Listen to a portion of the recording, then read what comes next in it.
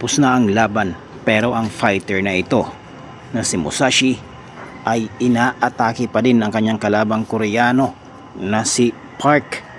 Ano ang nangyari? Bakit nauwi sa ganito ang kanilang bakbakan? Every time na lumalaban itong si Musashi, dala niya ang spirito ng samurai. Dito, ipinapakita niya kung gaano siya ka-precise sa kanyang mga suntok at mga sipa.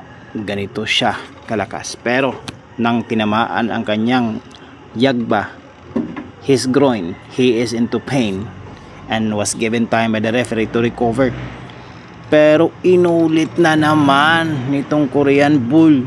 Ayun oh, he was lying on the canvas for 5 long minutes to recover. Ganun katindi ang malakas na sipa na tumama sa kanyang yagba.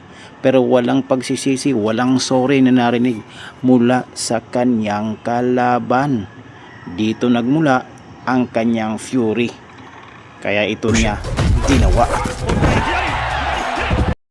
Pero ano't ano pa man ang nangyari sa unahan ng kanilang laban, mali pa rin ang kanyang ginawa dahil unconscious na itong si Park na kanyang kalaban. Mali.